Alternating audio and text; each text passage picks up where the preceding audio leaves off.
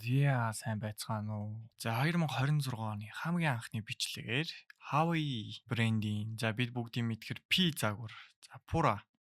За тэр дундаа 480 Pro, тэгээ 480-ийн зүгээр version, тэгээ 480 Ultra гэх мэтлэн нэг тийм дөрвөн загвар байна. Pro Plus гэсэн нэртэй нэг загвар хүртэл байгаа юм байна. За юуны өмнө ягаад би P series гэдгээр нь онцолсон бэ гэвэл та бүгд санаж байгаа бол бид S series-ийн утас гэж ярьдаг шиг Huawei-ийн ч гэсэн нэг flagship утасных нэг нь өөрөө P series гэж явдаг заяа.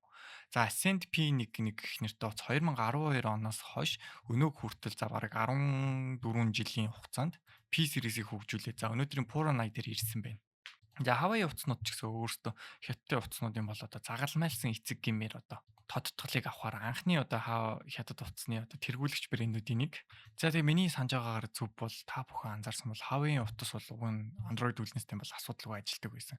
2018-аас 19 оны үеийн Huawei утас бол маш цаг үед гарч ирсэн шилдэг утаснууд байна. Гэхдээ тодорхой хэмжээний шалтгааны улмаас бол 19 онд Америкийн US-ийн засгийн газрын бодлогоор харал хийсэнд Huawei-г оруулсан байдаг. Тэгээ Америкийн засгийн газрын зүгээс бол Huawei утсыг яагаад ийм аюултай утасны зэгцлэлд оруулсан юм бол надад хамгийн сонирхолтой байсан тухай. За энэ үйл явдлаас хойш бол Google-ийн сервис бол бүтэн Huawei-ийн утсан дээр дэмжихээ болоод та бүгд анзаарах юм бол P40 хэдэн нэртэй загвар нь өөрөө Монголд бол маш илбэг заяа. Бараг хүн болгон тухайн үед P40-тэй болсон байсан би сандаг. Тэр нь ч гэсэн тухайн үеийн өөрийнхөө Samsung-ийн утаснуудтай ч тэр өөр бус доорны утаснуудтай бараг дүүцгүүц хэмжээний маш хүчрэг утас гаргаж ирсэн байдаг. Mate series-тэй цуг шүү. Тэг яг албан ёсны бол баримт бол байдгүй гэж байгаа юм заяа. Энэ бол нэг талаас нь геополитикийн зүгээс бол Америк хятад хоёр худалдааны дайныг яг энэ үед ихтүүлсэнтэй холбоотой юм шиг байна. Нөгөө талаас Huawei-ийн утасны доторх 5G технологи төр суурилсан зарим нэгэн зүйлс нь хятадын засгийн газар руу мэдээлэл дамжуулдаг байх гэсэн тийм хардлага яваад байгаа гэсэн үг. Тэгээд тухайн үед ч гэсэн яг 5G систем бас Америк даяар орж ирж исэн. Тэгээд нөгөө талаараа дэлхий болон ер нь бол 5G систем бол тухайн үед бол маш шинэлэг зүйл байсан.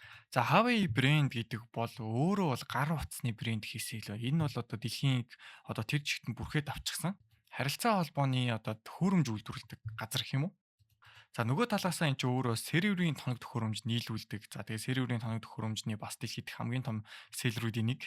Бас manufacturer гэж ярих хэрэгтэй баг бид нар. Тэгээд та бүгд Huawei-ийн утас хэрэгэлдэггүй байсан ч гэсэн биднэрт орж ирж байгаа 4G сүлжээ, 5G сүлжээний ихэнх төхөөрөмж нь өөрөө Huawei-ийн төхөөрөмжн дээр суурилж орж ирсэн байдаг гэсэн. Гол яг энэхүү компани бол бизнес нь чиглэл нь юун дээр явдаг гэхээр дэлхийг угаасаа бүрхчихсэн. Өөрсдийн гэсэн сүлжээний төхөөрөмжнүүд дээр хангадаг. Тэр дунд бүр 5G сүлжээ орж ирснээс хойш бол Huawei-ийн төхөөрөмжнүүд бүр хаасаагүй байгаа гэсэн үг. Тэг Америкийн зүгээс айсан юм нь юу вэ гэхээр энэ 5G гэдэг зүйлтэй яг энэ өөрсдийнх нь нийлүүлдэг 5G төхөөрөмжтэй гар утас холбогдох үедээ ямар нэгэн төрлийн дата мэдээлэл дамжуулдаг уу гэсэн тийм хардлага явуулсан байгаа юм л та хөөхий. Тэрнээс болоод Huawei утаснууд ерөөхдөө бол олон улсын зах зээлд ер нь бол нийлүүлэгдэхгүй болсон. Тэгээд ер нь бол Америкч гэлтгүү ер нь нэлээд олон орн энэ талаар ер нь хязгаарлалт тавьсан байгаа юм. За тэгээ энэхүү орнуудын жигсаалтыг ярих юм бол United States буюу Америкийн нэгдсэн улс. За харин United Kingdom буюу Англи улс маань өөрөө бас 5G технологи дээр нь бан тавьсан байгаа юм. 2027 хүртэл ерөөдөө энэхүү бан хэрэгжилттэй байх ёстой. Австралийн хувьд ч гэсэн Huawei-ийн технологи дээр бан тавьсан. Канад бас бантай байгаа. Тэгээ Швед, Эстон, Латв, Литван, Румын гэсэн орнуудад бас тодорхой хэмжээний бага зах иймэрхүү бантай байгаа гэсэн үг. Гэхдээ энэхүү бан гэж яриад байгаа юм нь болохоор өөрсдийнх нь үйлдвэрлэх гар утсыг илүү холц сүлжээний төхөөрөмжнүүдийг яриад байгаа. Миний зүгээс ч тэр үе энэ Huawei-ийн утас өөрөө айгүй дэлхийд даяар хурдан тархацтай байдаг шалтгаан өөрийн том тавьсан дэд бүтцийн дагуу ажилчид болон хамтарч ажилладаг компаниудтайгаа маш их гэрээтэй тэгээд тэр гэрээгээр энэ утаснуудыг айгүй их оруулж идэв юм байна. Энэ бол нэг талаас бол нэг жоохон баримт гэж хэлж болох байх. Гэхдээ яг албан ёсоор бол биш. Зүгээр миний бодлоор шүү. За нөгөөдгөр Huawei утаснууд өөрөө ямар давуу талтай вэ гэхээр хятад бол өөрөө бол нэг тийм Great Firewall буюу нэг цагаан хэрэм гэдэг зүйл нь өөртөө сүлжээний ертөнцид нь хамгийн их шингэсэн байдаг гэсэн. За тэр болооч тэр олон улсын утаснууд ямар нэг юмнууд ажилддаг. Тэгээ та бүгд хятад очижсэн бол хятадчин өөр ингэсэн Microsoft өөр ингэсэн Google-тэй тэг бүх юм тусдаа байдаг газар шүү дээ. Тэгээ бодохоор Ер нь бол Huawei утас бол хятад руу байнга явдаг хүн болон хятадтай холбоо харилцаа сайтай хүмүүс байвал хэрэглэхэд бол хамгийн гоё утас гэсэн үг. Харин одоо бид бүгд ярих P series-ийн талаар үргэлжлүүлцгээе. За Huawei компани философийн хувьд бол за Huawei гэдэг бол ер нь бол өөрсдийн гэсэн брэндтэй. Тэгээд бид нэр энэ брэндийнхэн дагуу бол ингээд хүн хүний онцлогт харуулсан утас гарах хэрэгтэй гэсэн одоо тактикийг баримталдаг гэсэн. Тэр болооч тэр үеинд Pura загварын хувьд бол маш одоо сонирхолтой юм. Илүү тийм өндөр зэрэглэлийн камер дээр суурилсан технологитой. Энэ удаагийн миний энэ ярьж байгаа утсанд бол энэ камерын технологи гэдэг бол тоглоом биш шүү. Үнэхээр сайн зөө. За яасан гэсэн чи энд ингээд нэг тодорхой хэмжээний би бичлэгнөө та бүд хуваалцъя. За тэгээд Sony-гийн одоо энэ Alpha загварын одоо мэрэгжлийн камераар дарсан зураг бичлэгтэй яг үнд ижил төвшний одоо юм камерны дамжуулалт хийж байгаа гэсэн үг. Тэгэхээр энэ одоо юу гэсэн үг юм бэ? Бүр ямар амар сайн камертай утас одоо гаргаж ирсэн бэ гэдэг нь маш сонирхолтой санагдсан.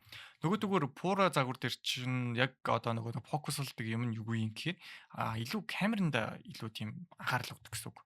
Тэгээд камеран дээр ингээ загвар өгөх ачуугаар ингээ загвар дизайны хувьд бол одоо хамгийн одоо Huawei утасанд хамгийн загварлаг одоо fashionable утсандаа ордог гэсэн үг. Харахад хүртэл энэ утасны одоо гадаргуу бүх юм маш үзэсгэлэнтэй гэмээр санагдчихэв.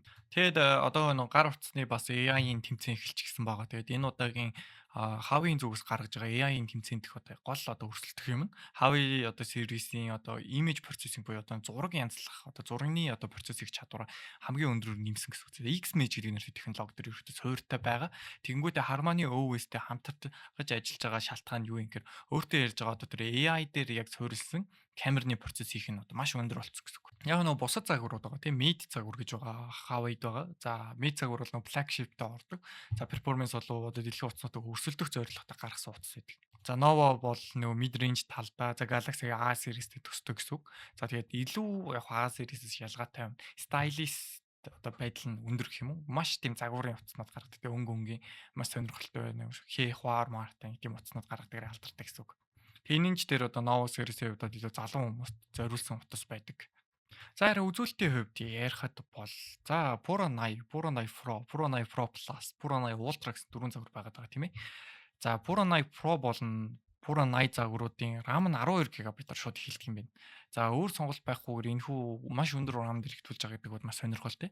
Тэгээ тэрнээс дээш бусад загварууд нь бүгдээ 16 GB RAM-тай болоод ирчихэж байгаа юм байна. Тэгээ Huawei энэ удаагийн утсан дах юм нь за яг уу Snapdragon Gen 5 гэж дахиж ярихгүй юм байна. Зөв энэ одоо нэг гоё юм.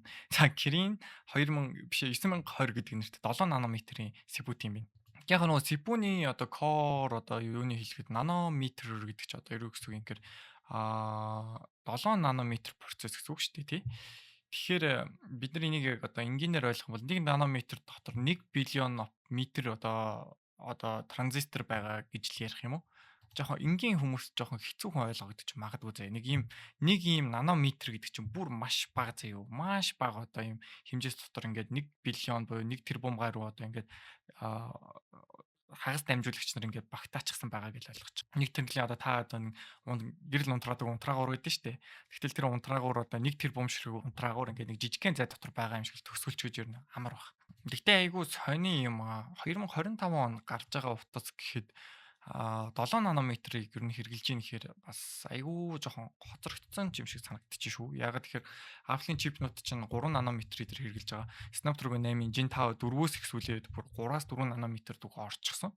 Тэгэхээр эн чинь 1 нанометрийн хувьд бол маш тийм одоо жоохон хуучин технологи байна л да. Тэгээ яг нэг шалтгаан нь юу юм гэхээр нөгөө United States буюу Америк ерөөхдөө Huawei-г бол TSMC-ийн 5 нанометрээс 3 нанометртэй одоо нанометр хэмжээс хэрэглэхийг хориглочихсан байгаа гэж байна заяа. Тийм учраас ерөөхдөө хориглоотой учраас Kirin 9020 гэдэг 7 нанометрийн процессорыг бол амар өндөр түвшинд сайжруулад тэгээ яг нанометрийн хэмжээсээрээ бол барахгүй ч гэсэн доторх үзүүлэлтээрээ бол амар сайн байгаа л гэсэн одоо бид нар зөвлөгөө өгöd байгаа юм байна л да. Ер нь бол жоохон муу CPU-тэй заяа. Нэг тийм бол сайн бол биш. Гэхдээ яг тоглоом тоглох моглох одоо өөр хэрэгцээнд бол бид нар бол хэрэгжилж болох. Гэхдээ нөгөө P series-ийнх нь яг өөрийнх нь онцлог нь юу юм гэхээр энэ чинь нөгөө зураг дарахтаа илүү сонирхолтой хүмүүст гаргасан контент креаторуудаас гаргасан утас юм байна л да. Тийм учраас л энэ удаа Huawei яг энэ 7 нанометр гэдэг бол маш асуудалтай гэсэн үг. За харин тэгээд аргыг нь олоод хэрэглэе гэсэн хүнд бол Huawei утсыг бол зүгээр л Google-ийн сервис суугаад хэрэглээд яв ингээд явж болдог юм зөндөө бол гаргач л байдаг. За та бүгд энэ талаар өшөө тийм сонирхолтой мэдээлэл авах уу, эсвэл би дараагийн бичлэг дээр яаж Hawaii утсыг бүтэн Google сервис дэмждэг болгодог талаар бичлэг хийж өгье. Гэхдээ яг хөө хичнээн тэгж дэмжсэн ч гэсэн яг Google сервис яг бүрэн утгаараа ажиллаж байгаа гэсэн үг бол биш. Нөгөө талаараа бас Америкууд бас Хятадыг ямар нэг учиртай болоод л иймэрхүү юмар нь хордог байх гэж бодож байна. Бага зэрэг надад бол аюултай санагдаад байдаг заяа Hawaii утаснууд. За тэгээд нийт маркет дээр ер нь бол гаргадаг заяа нийт бараг 70-аас бараг 60% Hawaii-ийн одоо жилдээ гаргадаг утаснууд нь айгүй муу утаснууд гаргадаг. Яг нэг тэргүүлэгч нэг хэдхэн брендийн хэдэн утаснууд л ер нь хэрэглэхэд арай эвтэйхэн маш сайн утасанд ордог. Өөрөө ч миний туршлагаар бол 2020 оны үед би болов Nova series-ийг бол одоо тестийн журмаар авч үзчихсэн. Тэгээд Nova series бол бүр үнэхээр инээдтэй гэмээр санагдсан заяа. Тухайн үеийн Nova series-үүд бол зүгээр л нэг хальт унаал дэлгэцэн хагарч байгаа жишээ надад ингээд би бүр ингээд өөрөө аваад нэгэн сарын дотор одоо дэлгэцэн хагалж исэн хүн болохоор бүр ингээд гайхалтай надад санагдсан. Тэгээд ингээд бодохоор бол яг ингээд нэг тийм гол яг ингээд брендийн тоочглсон утсан дээрээ сайн болохоос биш жижиг загварын утсанд нь нэг тийм амар биднэрт хэрэгтэй утас өгөөд бас хэцүү баг. Хоёрт нөгөө энэ утас чинь өөрөө бас хитрхи хайптай бас сурчлагаанууд хийдэг болохоор ингээд хүмүүс айгүй нэг чинь гоё юм бэ гэд авчаад байдаг. Тэгэнгүүт энэ авангуудаа буцаагаад энийг second hand market дээр буюу одоо энэ үнгүй мөнгүүдээр ингээд утасныхын үнийг харахаар бараг цоошин утсыг үндсэн үнээс нь бараг 4-5 дахин хямдруулж Монголд зарж байгаа тийм кейсүүд их байд. Энэ дээр яг нэг анхааруулах юм нь ингэж бас зарын чанартай утас аавна гэдэг бол өөрөө маш эрсдэлтэй. Тэгээд та бүгд үнгүй мөнгөөс ч юм уу дараагийн утасны бас яг хямдхан хувилбарыг авахыг сонирхож байгаа бол маш болгоомжтой авах хэрэгтэй шүү. Иймэрхүү төрлийн скамнууд одоо Монголд маш их болчихсон байгаа. Тийм учраас аль талдаа маш анхаарах зүйл гэсэн үг заяа. Нэг утас авж байгаа талаас чи анхаарах нь хоёрт энэ утас өөрөө бас цаанаасаа нэг жоох учиртай утас гэдгийг би нөгөө сануулах гэж хэлээд байгаа юм. Хоёр дахь эдний компани хамгийн том сул тал бол за дэлхийд даяар аюул олон бантай байдаг учраас нэг олон оронд бол энэ сэлбгийг нь бол импортлдог заяа. За тухайн үед бол 2020 онд миний авсан утсыг би өөрөө энэ их улсад байж байхдаа хэрэгжилж исэн. Тэгээ хэрэгжилж исэн чинь тэр утасны одоо дэлгэцэн харснаас би дахиж дэлгэцэн солих надад ямар ч потенциал би одоо боломж байгаагүй. Яг тэгэхээр энэ гэх гэдэг одоо улсад болохоор Hawaii утасны сэлбэг юусоо зардгүй болж таарсан. Тэгээд Hawaii утасныг ерөнхийдөө бол зах зээлээ гаргадаг хамгийн том юм нь юу вэ гэхээр одоо яг хамгийн одоо гол хэрэгцээ нь хятад өөрөө дотроо хэрэгэлдэг одоо хятад хүмүүсийн дундаж хятад хүмүүсийн хэрэгэлдэг утас чи Hawaii утаснууд хөвчтэй хэрэгжилж байгаа. Тэгээ дээр нь нэмээс саяхан болсон одоо Орос Украины дайнаас болоод за Оросод бас энэ чинь хятадын одоо нэг юм Great Firewall шиг яг ийм давхар гүйсээд ингээд Орос ч өөрөө бас дэлхийн нийтээс интернетийн нэлийн хязгаарлалттай орн болж хувраад байгаа шүү дээ. Тэнгүүд яг энэ зах зээлийг ашиглаж энэ Орос руу ингэж одоо иймэрхүү яг Оросын үйлчийн систем таарсан, Оросын одоо үндсэн систем таарсан юм Hawaii утсанд дэлхийд даяар айгүй гаргаж байгаа. Тэгээд Монгол ч өөрөө яг Орос Хятад хоёрын дунд байдаг болохоор яг энэ үед болохоор утас нь их хэмжээнд орж ирээд байдаг шалтгаан нь бас би энэ Орос руу их хэмжээнд гаргадаг. Тэгээд Оросын жоохон сервистэй Hawaii утаснд их байдаг болохоор яг иймэрхүү зорилгоор яг дунд нь яг Монголд бас орлуулах юм тактик баримталт юм болов уу гэж хараад идэв. Тэгээ монголч гэлтгүү тэгээд яг нэг юм Төв Азийн орнуудаар бас айгүй Hawaii алдартай. Тэгээ Узбек, Тажик, Казак тэгээд ер нь Станы орнуудаар бол маш алдартай утаснууд энийг шүү дээ. Харин үргэлжлүүлээ бид нар энэ удаа батарейны талаар ярихад бол батарей бол энэ нэг айхтар сайн биш юм байна. Миний бодлоор. За тэгээд хятад зардаг одоо яг аль биесны утасных нь болохоор 5700 мА цагийн одоо багтаамжтай батарейтай. Тэнгүүтээ дэлхийд дээр даяар зарагдсан 5100 мАh байт юм байна. За яг уу яаж бодсон бол iPhone-оос бол сайн байх бах. Samsung iPhone 2-ын одоо батарейны багтаамжнаас бол жоохон өндөр заяа нэг 500 600-аар айл айл нь өндөр болоо явчихна. Гэхдээ яг саяхан бидний ярьсан бүр 2 3 ч утас 7000 мАh-ийн батарей багтаамж гаргасантай харьцуулахад бол эн чинь өөрөө яг өөрийнх нь нутгийнхын утаснуудтайгаа өрсөлдөх ёстой гэж би бодож байна. Тийм учраас Xiaomi болон OnePlus брендийн утаснуудтай харьцуулахад бол тийм айхтар батарейны чадамж гаргаж чадахгүй байгаа. Гэхдээ яг хөө энийгээ төлөөс олох гэж одоо яасан гэж 100 ваттын одоо өндөр хэмжээний чаржер бол хажууд нь бонусанд нь орж ирж байгаа. Тэгээд 100 ваттын чаржер зэлээ асал нэг 10-аас 20 минут зэнэлэх учраас маш зүгээр байх болов уу гэж хараад байгаа юм. За тэгээд бусад утасны брэндүүдтэй харьцуулахад нөгөө JBL мэйл гэсэн утасны одоо тюн хийгдсэн юм байхгүй. Энэ удаа бол зүгээр л спикер нь баг зэрэг жоохон чангавтар спикертэй. Гэхдээ яг энгийн хэрэглээнд бол болно тэд нэг сайхан хийсэн байна. Тэгээд энэ дээр яг нэг давуу тал олгорж байгаа юм нөгөө second generation күнлүн гэдэг нэртэй одоо нөгөө дэлгэцний одоо технологи гаргасан. Тэгээд энэ дэлгэцэн технологи маш хатуу дэлгэцтэй болсон гэж байгаа. За саяхан Huawei утсаар бол ингээд тийм хадаас мадаас цогж байгаа бичлэгнүүд маш их үзсэн. Тэгэхээр энэ күнлүн гэдэг дэлгэцэн миний тэр 2020 оны үед хэрэгжилжсэн Nova загварын одоо ганц унаа тагардаг дэлгэцнээс бол сайжирсан гэж одоо өөрсдөө баталгаа өгöd байгаа. Тэгээд энд нь яг би Huawei компанид хэрэг баярлаа. Тэгээд 5 жилийн дараа нэг юм та нар дэлгэцийн чанарыг л нэг Samsung-тэй дүүцүүлж чадсан байна. Тэгээд энэхүү утасны хувьд 80 Pro, 80 Pro Plus тэгээ Ultra гэсэн дөрвөн загварын хувьд бол ярихад яг хамгийн том ялгаа нь болохоор Ultra загварынх нь камер нь илүү сайн шүү. Дугаал телефототой ерөнхийдөө ороод ирчихсэн. Тэгээ 50 мегапикселийн main sensor минсертэй ороод ирэнгүүтээ ер нь бол яг телефото талдаа бол ультрагийн санал бол тэрнээс биш 80 загварынх нь бол 12 мегапиксел перископ гэсэн одоо нийтийн загвартай байгаад байгаа. Ер нь энэ утсыг авч байгаа гол шалтгаан нь өөрөө чи камертай утас хайж байгаа бол зөө. Айгүй бажет камертай утас хайж байгаа бол энэ их зүгээр утас. Гэхдээ яг авахдаа ультра загварыг аваарай. Харин зүгээр 80 болон Pro загварын хувьд бол камерны нөгөө ультра загвар арай гүйцэхгүй юм биш үү за. Ультра загвар ерөнхийдөө камер дээр суурилсан. Тэгээ Pro Plus Pro нь болохоор илүү дотоод үзүүлэлтэн дээрээ суурилсан загвартай гэсэн. Ягаад тэгэхээр RAM нь угс хамаагүй өндөр юм биш үү. За тэгээд Huawei-ийн утас бол өөрөө маш том одоо та бүгд юу гэмээр экосистем. За маш том цар хүрээг хамарсан одоо дэлхийд даяар одоо маш том сүлжээ байгаа газар болохоор за эдний брэнд бол нэг айхтар сурчлагаа хийсэн хийгээгүй бол энэ хамтарч ажилладаг компаниудтай л утсаа шахахад бол энэ утас бол дэлхийд даяар маш хурдтай тархаж чадхад маш том брэнд гэдгийг би та нар сануулъя. Тэгээ Huawei брендийн ер нь одоо охин компани Honor гэдэг нэртэй бас компаниас байгаад байгаа. За тэгээд дараагийн бичлэгээрээ би Honor-ын талаар бас нэг ярьж өгье. Тэгээд та бүгд бас миний хэлээг үлдсэн юмнууд байвал бас ингээд доор комент хэсэгт ороод ирж болно. Ерөнхийдөө бол би Huawei-ийн утсан тийм ч дуртай бол биш. Ягаад тэгэхээр маш удаан асуудлууд гарч ирж исэн. Би өөрөө бол P30-аас хойш ер нь бол Mate загварын таблет. Тэгээ нэр нь нэмээд сая хамгийн сүүлийн Honor загварын компьютерыг хүртэл хэрэглэж үзчихсэн. Тэгээд Huawei-ийн утсанд хамгийн том давуу тал бол сүлжээний төхөөрөмж нь бол хамгийн сайн байдаг. За Wi-Fi болон 5G төхөөрөмжнүүд бол маш өндөр чанарын дамжуулалт болон хүлээж авах чадвар сайтай. Тэгээд гацхгүй маш мундаг тийм технологиг одоо сүлжээн дээр оруулж ирсэн байдаг учраас надад таалагддаг. Тэрнээс бусад юм нь бол жоохон хэцүүхэн утасны компани гэдгийг би та нарт бол сануулад өнгөрье.